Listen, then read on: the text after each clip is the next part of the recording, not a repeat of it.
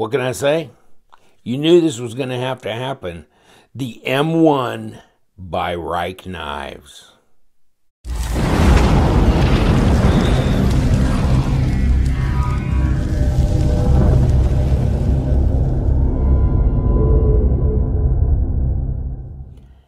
Thanks for dropping in. LTK here. It's stuff like this that I like. It's not practical, okay? I got practical knives, though. Hey, you want a practical knife? I got one. You know? It's very practical. This is not. Okay, I get it. It's a titanium frame lock flipper knife from Rike, and it is some kind of crazy look, isn't it? Milled pocket clip. You know, Rike, they like to show off. I mean, especially their integral stuff, but this is not an integral. It's bolted together, but it kind of got that look to it. Open here, but not much else. I mean, this is put together, but it all matches. Bluish, purplish, whatever hardware, titanium hardware, and let's run the magnet over it. No, we're not getting excited about much anything. Well, there's something in here. Something in here. Not that. I have a feeling most of this is tie, and it looks anodized, so. But there's something that is nothing there. Something in here that's magnetic. Nothing there. Huh. Yep, nothing there. But I haven't taken this apart. In any case, S35VN, satin grind with what looks like a stonewash flats on this. And if you look at the knife, I mean, obviously it's not symmetrical grind here. So it's got this kind of swedge ground in to that side of the blade, the lock side. The presentation side, no, this is flat here. And of course, then this is flat here, but then this is ground here. In any case, and then you got big cutouts in the blade, and so that's fairly impractical if you're going to cut some kind of material where it's going to fold kind of up in here. So if you're cutting through certain types of produce and or maybe cheese or something like that, then it's going to get into this area. Other than that, hey, it looks bad though.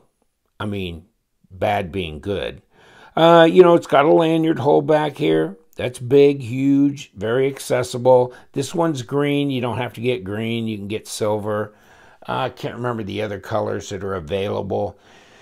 Didn't see a blue one, I don't think. But I jumped on the green. I think you can get kind of a blacked out, and then the silver, and then this. So kind of like the blue and the green. It's lively. It's colorful. S35VN again. There's obviously your detent hole. Hardened steel insert right here. And obviously you can see inside. And of course there's a lot of cutouts all through the knife. So there's weight relieving in that respect. And is it centered? Well, that's the fun part, isn't it? Because obviously, because of the grind, it's not going to look centered like a standard knife does. So interesting in that regard as well. And of course, this lock bar collapses in a little bit. So yeah, it's not hitting on anything. And I think it's as centered as it's going to be. I mean, you got to look kind of on both sides of this, see if you got daylight, and we do. In any case, no lock rock, no blade play. Pretty decent sized knife here. Pretty crazy looking knife, isn't it? Whew. Was that 4 inches? It's 4 inches all day long. You know, you could argue 4 and you know, 3/16, something like that. But you're talking over 100 millimeter blade length, at least 102, 103. And then overall, it's over 9 inches. It's basically 9 1/8. It's 23 centimeters and a tick over that. So, whew, I mean, man, that thing's a hoss. It's a hoss, my friends. 0.55. What? Do we change somewhere in here? Nah, pretty much 0.55. There's 0.54. About 14 millimeters. And let's see what we got for blade stock. Probably 4. Probably 4. Nah, that can't be right.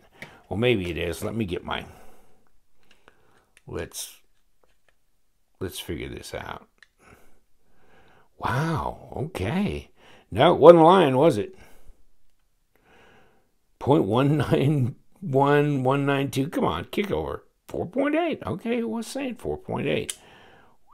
Wowee. Okay. And obviously that changes in other areas. But yeah, it looks like they started out with some heavy-duty blade stock. That's some big blade stock. There's your stop pin, blade stop, flipper tab, jimped, lockup, 25 to 30%. No lock stick, no blade plate, no lock rock. Flipping action is pretty darn good. I haven't messed with, you know, I haven't messed with the pivot, and I haven't taken it apart. So, yeah, it's not, well, you know, it's kind of a little stiff, so it's not dropping super smooth. You can see that. And I'm sure that will either change and or can be adjusted. Got you a lockout here that'll keep you from being able to disengage the lock bar. So push that forward, and there you go. Not a problem. It's a hoss, isn't it? Damn, it's a big damn knife. Hold on, let me see. I was messing with it the other day, but then it's been a few days since I haven't been. And so now, okay. So these are a little far out for tossing it, but you can. But this one up closer in here makes it easier. You get better leverage on it. And let me see if I can do this. I'm pushing on that damn lock bar. Whatever. I always like the middle finger flick, don't I? Plus, you're not putting any pressure on that lock bar, so yeah. But the flipper tab is crazy. It's crazy. It's crazy. It's big crazy. A little bit bigger than I think would have been appropriate for the knife, don't you? That's really tall up there. Now, makes it really, really easy to flip. And detent, detent, detent. Okay, I'd say a 5. I'd say a 5. Yeah. I mean, you can gravity flip it for all you who are interested in that kind of thing. You can gravity flip it. Check this out, huh? A lot of jimping on top of that blade. Go crazy time. Let's see if we got a little piece of paper to slice and see if this S35. Ooh, yeah. Okay. That's really sharp. That's really sharp. So it's definitely sharp out of the box. Got me convinced. Piercing? I guess. Slicing, but you know, typical flipper tab knife. Here you go. I mean, so no recurve or anything, but yeah, see what I'm saying? That's a lot of flipper tab. It's machined to open. It's a chunk. It's a chunk. It's probably not all that light, even with those cutouts. A lot of machining. But that's kind of what they do, right? Look at all the machining around here. All these different levels. Whew, man, that's a lot of work. It looks like at least. Yeah, 5.5. 157. Well, really for a 9-inch knife, that's not bad actually. And obviously, you know, you can see why. We're missing a lot of material in here. Yeah, I can't believe I didn't take this apart, and I can't remember why I didn't actually. But, you know, I'm going to have to get the M2 as well. I'm just feeling that, right? It's a different looking blade. Let me show you a picture of the M2. See? That's interesting, isn't it? A different blade design. And probably more sensible. I think I like the M2 design better, actually. Looks like you can finger flick it. And you don't have this odd chisel blade thing going on here. So, $250 on that. This thing, I got White Mountain Knives, and it was $280 something. But then again, I think your net is about $250 once you do the LTK discount code. So, you're right there with this as well. I'll give you the link to it, to White Mountain, this and that. So, see how that goes. Wow. Yeah, I mean, I like it. It's just that blade design may be a little bizarre for me. But I like the fact that Rike, they kind of throw the rule book out and they just do design stuff that's pretty insane. You can see the hardened steel lock bar insert here. And I like the pocket clip, ceramic ball. That's fine. The ano, that's fine. It looks a little streaky here. And I don't know. I mean, that's obviously factory somehow. And I don't know the finish that's underneath the ano, so why it looks like that. But I mean, it's got, looks like there's little kind of veins and stuff running through it anyhow. So maybe it was stone washed before it was anodized. So you get that kind of look to it. Kind of a little bit of a green, but kind of faded green, worn kind of look a little bit. Just to make it look a little bit more industrial and not too polished. That flipper tab could have been a bit smaller. Although, you know, as far as fitting my hand, it fits really well. This is really good. The ergos are really good. Let me see, reverse grip. Not bad. I'm reaching a little bit for the pommel here, but not bad. No, that's pretty good. So yeah, the ergos, because it's a big old handle, it just gives you room to kind of spread out and find your comfort level. So no, I do like that. It's really actually pretty comfortable. And it looks like the M2 is pretty much that same design, except just a different blade shape. So if I had the different blade, I think that's all I need. I got this one. I just thought it was so bizarre looking. But an interesting exercise in design. And it's usable. It's just when you have big cutouts on the blade, then it becomes a little bit more, you know, prohibitive when you're working with certain materials.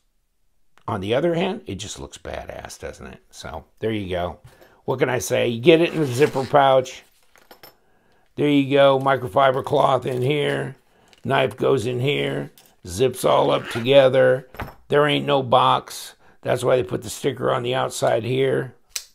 But yeah, the detent is not all that impressive, but it's about what it is for a lot of knives.